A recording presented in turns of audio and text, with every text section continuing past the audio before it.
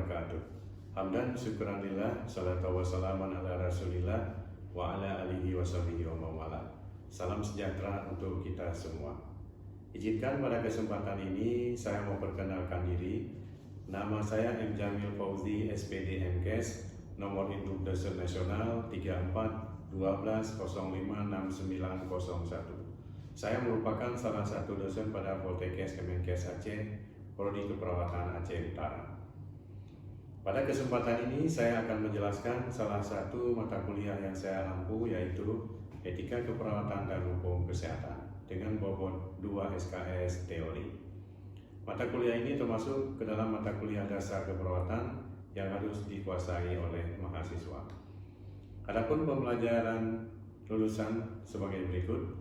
Capaian pembelajaran lulusan pertama, lulusan mampu menunjukkan sikap bertakwa kepada Tuhan Yang Maha Esa dan bangga sebagai bangsa Indonesia yang menjunjung nilai kemanusiaan, etika, hukum, moral, dan budaya dalam memberikan asuhan keperawatan pada pasien dengan masalah kesehatan umum didasari oleh kode etik keperawatan.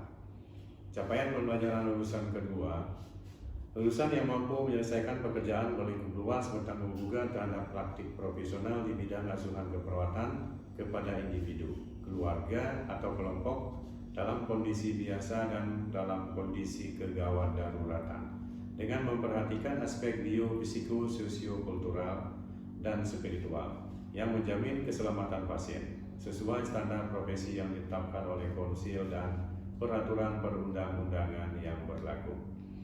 Adapun capaian pembelajaran mata kuliah CPMK adalah sebagai berikut. CPMK pertama, mahasiswa mampu memahami konsep nilai, norma, etik, moral, agama, budaya, dan hak asasi manusia. CPMK kedua, mahasiswa mampu memahami hak kewajiban klien dan hak kewajiban serta tanggung jawab perawat. CPMK ketiga, mahasiswa mampu memahami hukum kesehatan dan keperawatan. CPMK keempat, mahasiswa mampu mengidentifikasi tanggung jawab, tanggung gugat, dan permasalahan etik dalam praktek keperawatan profesional. Adapun deskripsi mata kuliah sebagai berikut. Mata kuliah ini menguraikan konsep nilai, norma, dan etik, agama, budaya, hak asasi manusia, peraturan, kebijakan perundang-undangan berkaitan dalam praktik keperawatan, hak dan kewajiban perawat serta pasien. Pembelajaran dirancang untuk memberikan kesempatan kepada mahasiswa untuk menyelesaikan capaian pembelajaran melalui kegiatan ceramah, diskusi, kuis, dan penugasan. Materi pembelajaran adalah sebagai berikut. Pertama, nilai, norma, etik, moral, agama, budaya, dan hak asasi manusia. Kedua, perbedaan latar belakang agama, budaya, sosial klien dengan perawat. Ketiga, peran agama, moral, dan etika dalam pelayanan keperawatan dan kesehatan. Keempat, etika keperawatan. Kelima, tren dan isu etik keperawatan dalam praktik keperawatan. 6. Kode etik keperawatan Indonesia. 7. Hak kewajiban klien dengan perawat serta tanggung jawab perawat. 8. Hukum kesehatan dan keperawatan. 9. Aspek legal dan sistem kredensial perawat Indonesia. 10. Malpraktek dan kelalaian dalam praktik keperawatan. 11. Tanggung jawab dan tanggung gugat dalam praktik keperawatan profesional. Dan 12. Permasalahan etik dan penyelesaian masalah etik dalam keperawatan. Adapun strategi pelaksanaan pembelajaran, yaitu strategi konstekstual berpusat pada mahasiswa dengan metode tutorial, diskusi, kuis, dan penugasan. Evaluasi pembelajaran dengan komponen penilaian sebagai berikut, yaitu komponen sikap, penugasan, kuis, diskusi, ujian tengah semester, dan ujian akhir semester. Sebelum memulai perkuliahan, saya melakukan kontak dengan mahasiswa mengenai capaian pembelajaran lulusan, capaian pembelajaran mata kuliah, materi ajar, dan sistem penilaian sesuai dengan FPS yang sudah dirancang. Demikianlah penjelasan saya tentang proses pembelajaran. Selanjutnya, mari kita saksikan perkuliahan di kelas secara luring. Selamat menyaksikan, terima kasih. Wassalamualaikum warahmatullahi wabarakatuh. Assalamualaikum warahmatullahi wabarakatuh. Waalaikumsalam warahmatullahi wabarakatuh. Alhamdulillah, rabbil alamin. Wassalatu wassalamu ala asyrofil anbiya'i wal mursalin wa ala alihi washabihi ajmain. Alhamdulillah, pada hari ini kita jumpa kembali dalam sebuah pertemuan. Kita akan mereview beberapa materi yang pernah Anda belajarkan dulu di tingkat semester sebelumnya. Apa kabar semuanya, sehat? Alhamdulillah. Sebelumnya seperti biasa silakan diisi absen. Ada yang tidak hadir? Tidak ada. Hadir semua ya? Iya. Alhamdulillah, isi absennya seperti biasa ya di tempat materi kuliah saya. Baik. Hari ini saya akan memberikan sebuah materi yang berjudul peranan etika moral agama dalam pelayanan keperawatan dan pelayanan kesehatan di dunia modern. Namun sebelumnya saya akan menyampaikan capaian pembelajaran lulusan yang ingin dicapai dengan mata kuliah etika ini.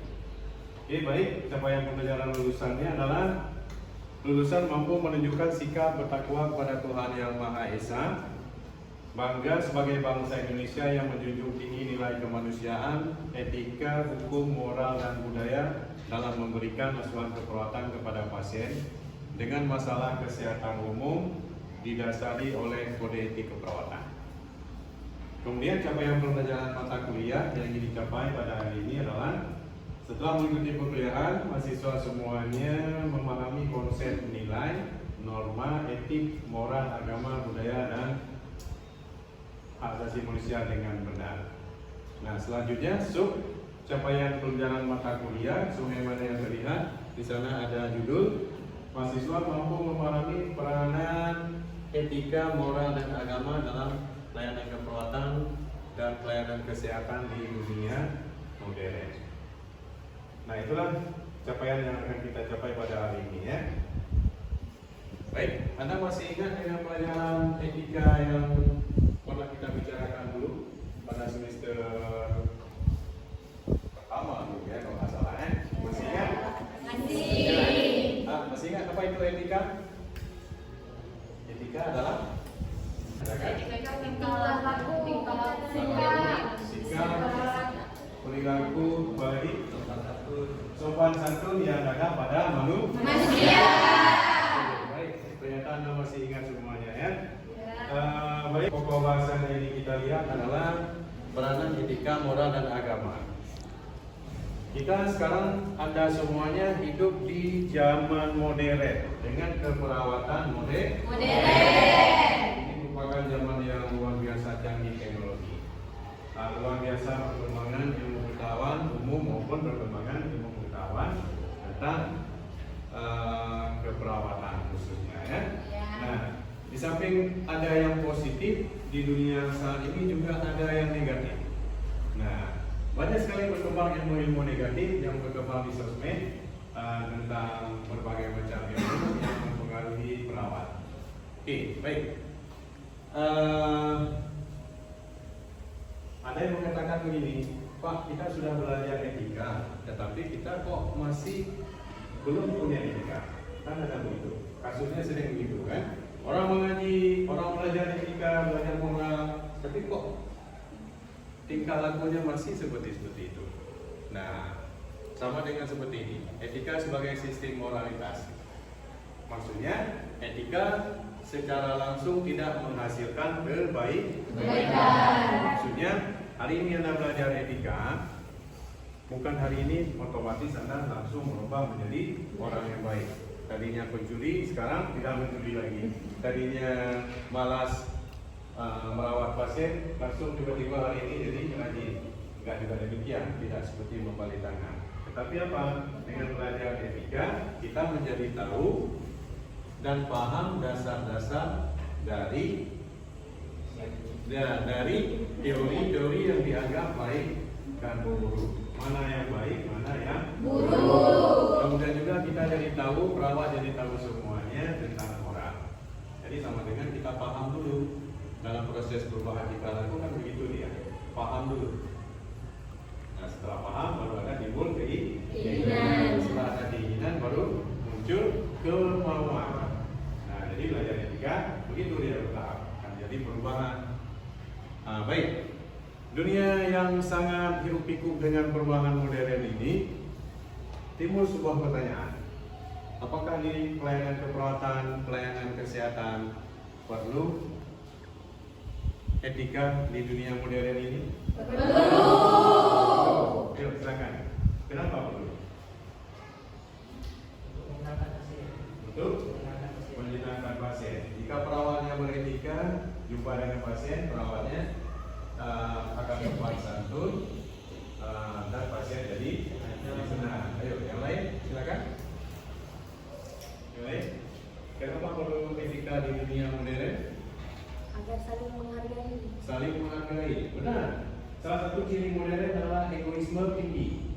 Egoisme masyarakat, egoisme kelompok, egoisme individual sangat tinggi. Itu ciri-ciri orang modern. Nah, dengan adanya belajar etika, kita akan saling menghargai. Oke, baik. Nah, seperti yang lihat di sini, ini di daerah mana ini? Jepang. Ya, Jepang. Sebuah kota yang sangat terkenal, di sana hidup pikuk dunia. Ya, jika tidak punya etika, bayangkan ya, demikian banyaknya manusia akan terjadi chaos, kekacauan. Juga di dunia keperawatan kita di rumah sakit, di pelayanan kesehatan. Pasien tidak akan pernah kita hargai kalau kita tidak punya etika. Nah, baik. Untuk apa perlunya etika di dunia modern? Secara teoritis mungkin dapat kita lihat beberapa teori yang menyatakan bahwa zaman sekarang ini zaman pluralismenya moral. Zaman pluralismenya moral. Kita tidak bisa menghindari hidup di zaman pluralisme. Nah, pasti apa itu pluralisme dan pluralistik?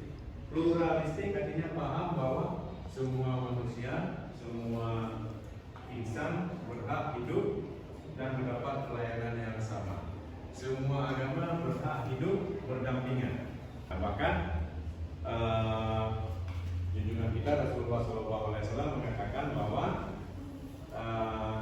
kita harus menghargai orang yang berbeda agama. Di zaman Rasulullah itu tidak ada orang Kristen, orang Yahudi, orang Hindu, Buddha dan sebagainya yang diusir dari tempat tinggal Rasulullah. Karena mereka dihargai. Tetapi yang tidak boleh kita mengatakan bahwa kita akan masuk surga, agama lain juga akan masuk surga sama-sama. Nah, itu pluralisme. Nah, tetapi yang boleh adalah pluralistik. Dan pluralistik itu tidak bisa kita pungkiri karena kita terdiri dari berbagai suku, berbagai bangsa, dari berbagai daerah. Oleh karena itu, dalam menghadapi pluralisme, kalau ada orang yang mengatakan bahwa agama saya paling benar, hanya kita sebatas mendengarkan saja. Nah, tidak boleh menghujat, tidak boleh menghakimi, tidak boleh mencaci, apalagi pasien kita, sehingga berlanjut kepada kita tidak mau merawatnya karena beda agama. Nah, itu bahaya sekali ya. Kita sudah menangkap kode etika. Baik mahasiswa sekalian semuanya, alasan yang kedua perlunya etika, perlunya peranan etika, moral, agama di dalam dunia modern keperawatan khususnya adalah adanya timbulnya masalah etis baru. Apa masalahnya? Besarnya ilmu pengetahuan di dunia ini khususnya di bidang biomedis telah terjadi banyak hal di dunia biomedis. Yang paling mengejutkan adalah ini, manipulasi gen atau fertilisasi in vitro, atau yang lebih dikenal dengan bayi tabung. Ambil bayi ditabung. Bukan demikian ya. Artinya proses persalinan itu dilakukan pertemuan antara sperma dengan ovum di luar rahim, kemudian dipertemukan dan disuntik ke dalam rahim ya. Ada prosesnya. Nah, kemudian ada ibu-ibu yang tidak bisa hamil, dia sewa rahim tetangganya. Sewa rahim orang lain untuk melahirkan anaknya. Ada yang cloning. Ya, cloning yang sudah dimulai dari cloning domba dulu, namanya Doni ya, kalau nggak salah. Doli ya, Doli. Terus berkembang pada cloning yang lain, cloning manusia. Nah, boleh nggak hal ini dilakukan? Boleh? Tidak boleh? Kenapa tidak boleh dilakukan cloning? Ada yang tahu? Cloning artinya menciptakan Pak Jamil, diambil gennya, diciptakan Pak Jamil yang baru lagi, satu lagi, mirip persis semuanya. Kenapa tidak boleh? Bisa dibayangkan ada dua Pak Jamil di dunia. Apa yang akan terjadi? Ya, ayo. Apa yang akan terjadi? Seperti di film-film terjadi kekacauan, penipuan dan sebagainya. Nah, saya berada di dua tempat yang mirip persis seperti saya. Satu orang di sana, satu orang di sini. Akhirnya bisa terjadi tindakan menipu seperti pemalsuan tanda tangan, pemalsuan identitas dan sebagainya. Nah, khususnya di bayi tabung, apakah boleh dibuat bayi tabung? Boleh. Boleh? Kenapa boleh? Karena dalam ajaran agama kita Ya. itu sperma dan ovum itu Ya. harus dari pasangan yang sah. Tidak boleh dari pasangan yang belum nikah. Oh ya begitu. Boleh tapi harus dari pasangan yang sah menikah, ijab kabul. Saya terima nikahnya Aminah binti Abdullah. Nah, sah dibilang oleh saksi, maka kalau pasangan itu tidak punya anak, maka dia boleh membuat bayi tabung, sperma suami diambil, dipertemukan dengan ovum istri bisa. Nah, kemudian digitalisasi dan globalisasi informasi. Coba bayangkan, kalau orang perawat tidak punya etika, perawat tidak punya moral, perawat tidak punya agama, apa yang akan terjadi dengan digitalisasi ini? Kacau. Bisa terjadi apa namanya sekarang ini? Membuka rahasia pasien, pasien yang seharusnya kita jaga rahasianya sesuai dengan kode etik. Misalnya dia punya aib, sesuatu yang membuat dia malu kalau kita sampaikan, tetapi karena kita tidak punya moral, etika dan agama, dengan mudah kita menggunakan alat-alat media sosial untuk menyebarkan isu dan kejadian-kejadian tersebut. Contohnya orang punya kelainan, misalnya sebelah mamenya dioperasi tidak ada lagi akibat kanker, seharusnya kan itu harus kita rahasiakan dalam kode etik keperawatan. Tetapi kita beberkan lewat sosial media, ya kan? Kita ambil fotonya, kita sebarkan sehingga orang itu menjadi malu. Nah, namanya mencemarkan nama baik orang lain. Kita akan kena pasal itu, kan? Oke, baik. Berikutnya, kenapa perlu etika moral dan agama dalam dunia modern? Ada alasan berikutnya, yaitu munculnya kepedulian etis yang semakin global. Nah, masih ingat dengan tsunami? Masih. Tsunami terjadi di Aceh pada tahun 2004. Begitu dahsyatnya, korbannya luar biasa banyak. Akibatnya apa? Orang-orang di dunia lain, di luar Indonesia, di luar Aceh merasa sedih, merasa tergerak hatinya untuk membantu, datang kembali tanpa dibayar, tanpa diundang. Mereka membantu orang-orang yang sakit, mengumpulkan mayat-mayat yang berlimpangan jatuh, dan anak-anak orang tua semuanya yang sakit diobati. Nah, jadi di dunia kepedulian terhadap hal-hal seperti ini sekarang sudah semakin meningkat. Nah, bayangkan orang yang datang dengan agama berbeda, adat istiadat berbeda, suku bangsa berbeda, terus membawa paham berbeda dengan tingkah laku yang berbeda. Bayangkan apa yang terjadi pada kita perawat di Indonesia atau pada Anda khususnya bila menghadapi orang-orang seperti itu. Kita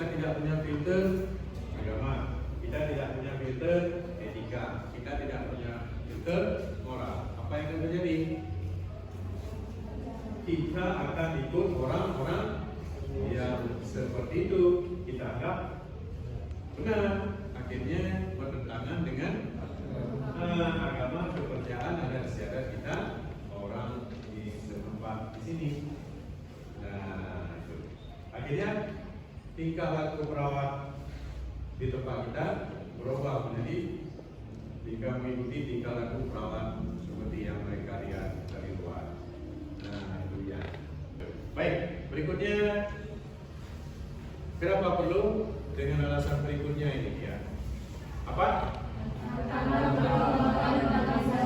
Ya, bisa dicoba dicegah globalisasi? Nggak bisa. Globalisasi tidak bisa dihentikan. Ya, perkembangan teknologi tidak bisa kita cegah. Cuma kita harus mengikuti perkembangan globalisasi dan perkembangan teknologi yang benar. Nah, demikian juga di dunia keperawatan. Kalau dulu zaman orang tua saya dulu, kebetulan orang tua saya juga perawat, mereka lebih ikhlas membantu pasien. Ikhlas betul. Apa pamrih, dibangunkan tengah malam, mereka bangun, diajak ke rumah pasien, jaraknya puluhan kilometer, mereka jalani dengan senang hati. Nah, kalau sekarang orang sudah melirik pikir, ini dibayar nggak? Kalau dibayar sesuai, mereka mau. Kalau nggak sesuai, saya nggak mau. Nah, coba bayangkan kalau kita tidak punya filter agama, moral, dan etika. Barang-barang apa yang kita belajar? Semua barang-barang online yang mudah didapat dan kita peruntukkan mungkin bahkan untuk mencelakai orang lain, ya, bukan membantu orang lain. Kalau beli baju, beli sepatu untuk kita gunakan sendiri masih oke. Coba bayangkan kalau ada orang yang belanja bahan-bahan membuat bom, terus dia buat bom dari sabun, dari sampo, dari garam, soda, tak apa-apa dicampur jadi bom, akhirnya dia bom.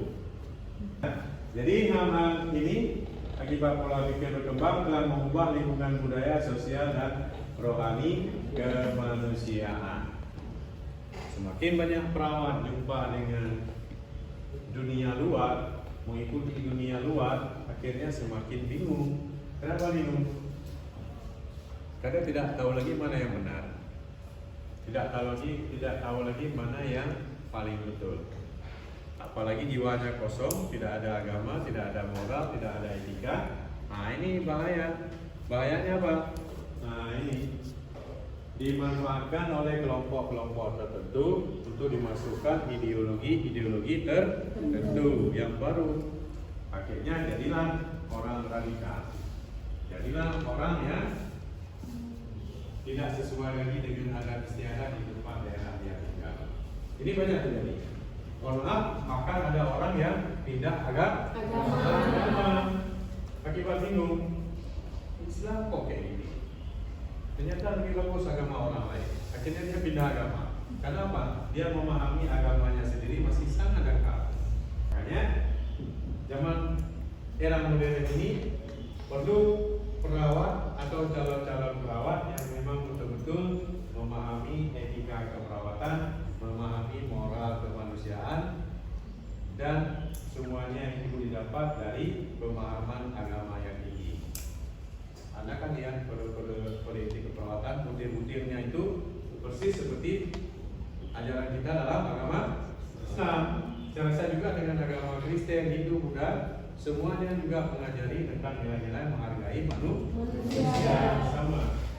Nah, lebih-lebih kita yang Islam, ya kan? Nah, itu. Oke. Nah, berikutnya kenapa perlu ini? Anda di samping jadi perawat, di samping merawat pasien, Anda juga harus menjawab pertanyaan-pertanyaan dari pasien yang menyangkut dengan kode etik, moral, agama. Bayangkan kalau Anda tidak punya dasar agama, dasar moral, etika, Anda akan tidak bisa menjawab tantangan. Nah, oke. Baik, saya rasa itu yang ingin saya sampaikan pada kesempatan hari ini. Berikutnya saya berikan kesempatan kepada Anda semuanya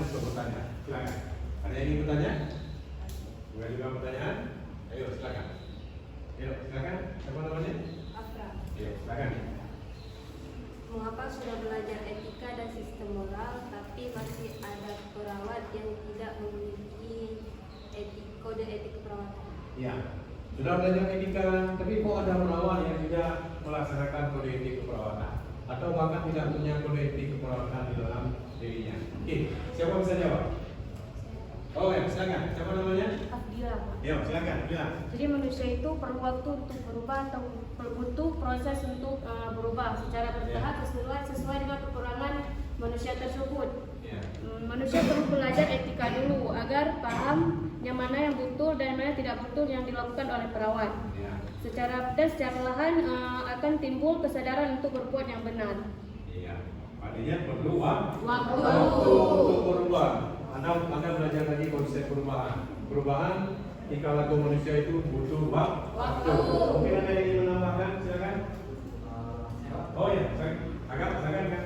Izin Pak menambahkan dari jawaban dari Akila Ya, baik. tentang manusia membutuhkan waktu untuk berubah. Ya. Jadi etika yang terdapat dalam kode etik keperawatan itu sangat berhubungan dengan agama, Oh ya. khususnya agama kita maupun agama yang lain yang agak jauh berbeda. Ya. Jadi jika si perawat ini memiliki pemahaman yang bagus tentang agama yang diyakininya, Ya. itu akan sangat mudah bagi si perawat ini untuk menjalankan untuk kode etik. Iya. Ya, benar. Bagus ya. Jawaban pertama, kedua, dan ketiga bagus. Memang begitu dia.